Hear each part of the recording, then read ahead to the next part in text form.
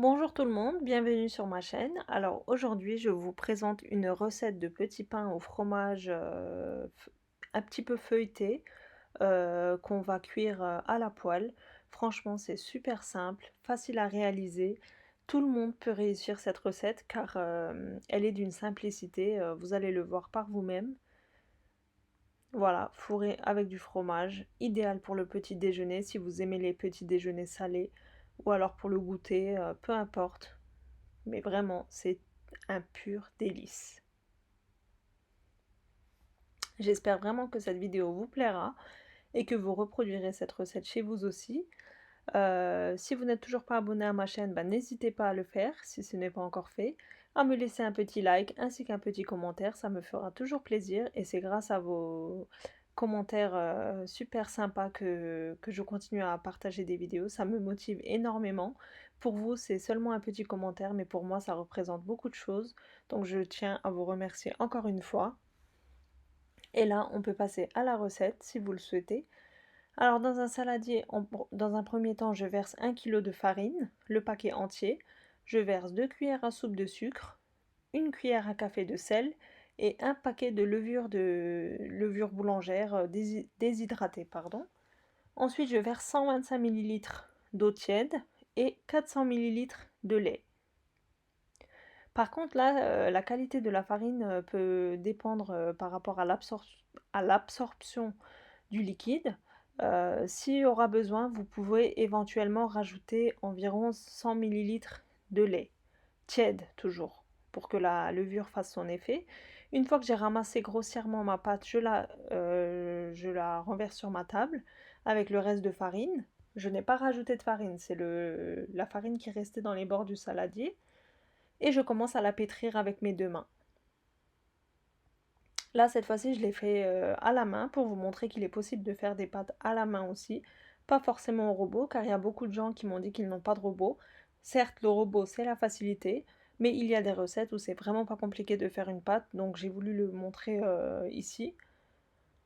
Malgré qu'il n'y a pas d'huile, qu'il n'y a pas de beurre dans la pâte, vous voyez qu'elle commence à ne plus accrocher à la table.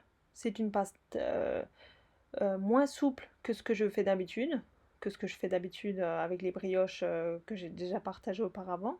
Certes, elle est un petit peu plus compacte, on va dire ça comme ça. Je la laisse reposer avec le saladier recouvert sur lui-même, donc environ 30 minutes.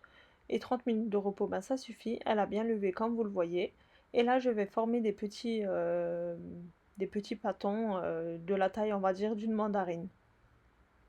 Donc je divise ma pâte en petits morceaux grossièrement et ensuite je forme mes petites boules.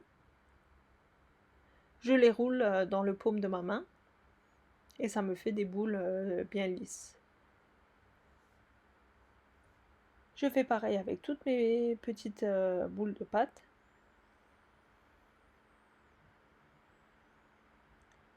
C'est une étape quand même un petit peu importante car il faut qu'on laisse reposer environ 5 minutes de cette façon. Pendant que mes boules de pâte reposent, je vais préparer ma farce. Alors j'ai utilisé du fromage à pizza et du cheddar râpé.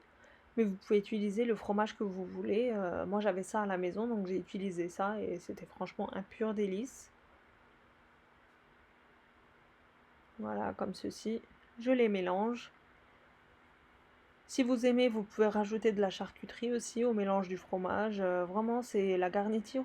La garniture, vous pouvez la faire selon vos goûts, selon vos envies, selon ce que vous avez à la maison sous la main. C'est une recette où il y a plein d'alternatives. Vous pouvez la modifier comme vous voulez. Voilà, le fromage est prêt. Par ailleurs, j'ai fait fondre 100 g de beurre. Je vais rajouter environ 50 ml d'huile. Voilà, je mélange et je réserve de côté. Là, je vais mettre mes boules de pâte. Une fois les avoir fait, il faut que je les mette sur un plateau, donc je vais l'huiler le dessous pour pas que ça colle. Donc mon plateau aussi est prêt. Je peux commencer à faire mes pâtes. Je mets de l'huile sur ma table pour pas que la pâte accroche. À ce stade, on n'utilise plus de farine. Je vais commencer à l'étaler. Normalement, il faut laisser reposer vos boules environ 5 à 10 minutes. Mais comme moi je filmais, j'avais un problème de temps. J'étais assez pressée ce jour-là, donc j'ai pas pu laisser attendre. Comme vous le voyez, ma pâte elle est un petit peu déchirée sur les bords, mais c'est vraiment pas important. Je mets au milieu ma farce au fromage. Je replie en 4 ma pâte. Voilà, comme ceci. Ça, c'est ma première pâte. Je la réserve de côté. Je vais étaler la deuxième. Pareil, à chaque fois, on n'oublie pas de huiler la table ou le plan de travail pour pas que ça accroche. Pareil, j'étale l'autre aussi. Pas besoin de l'étaler finement, vraiment juste un petit peu, ça suffit. Là, pareil, elle s'est déchirée, mais c'est parce que j'ai pas pu laisser reposer. Donc, vous n'hésitez pas à laisser reposer vos boules de pâte au moins 5 à 10 minutes.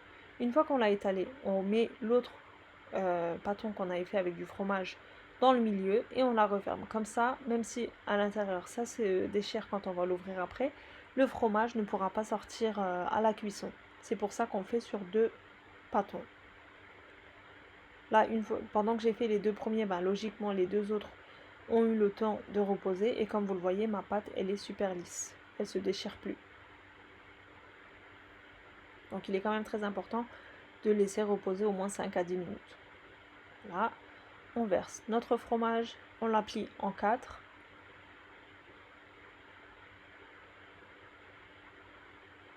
On ouvre, on étale le deuxième.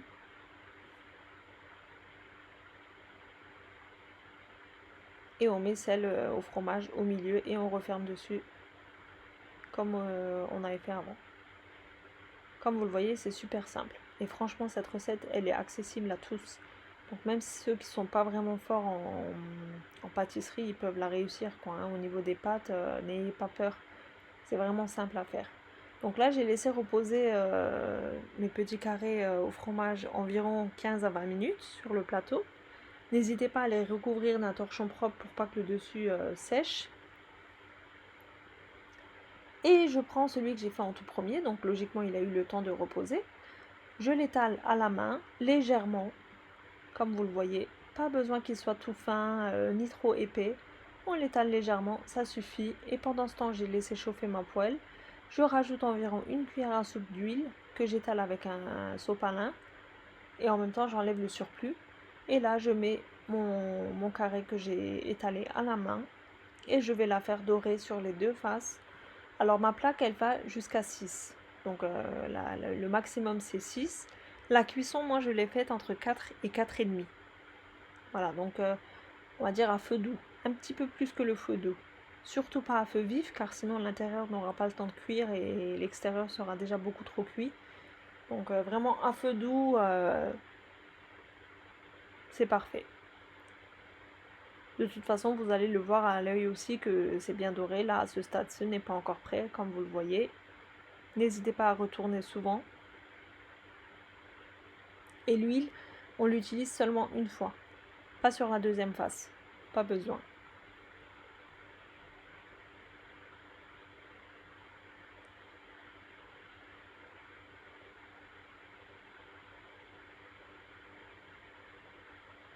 Elle commence à dorer, comme vous le voyez.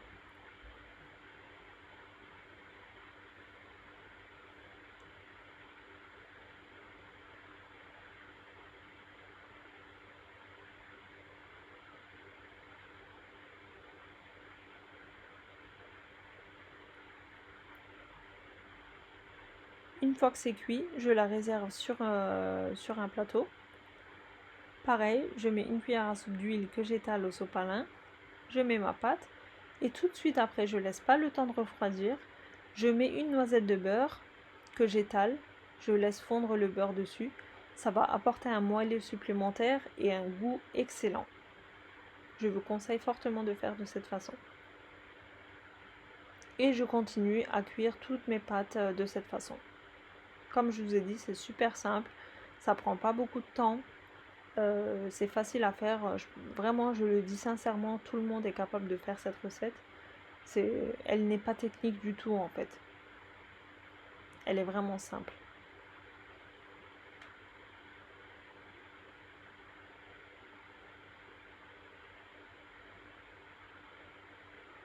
N'hésitez pas à rajouter du beurre après chaque cuisson. Juste sur le dessus, ça suffit. Avec la chaleur du pain, bah, le beurre fond tout de suite de toute façon.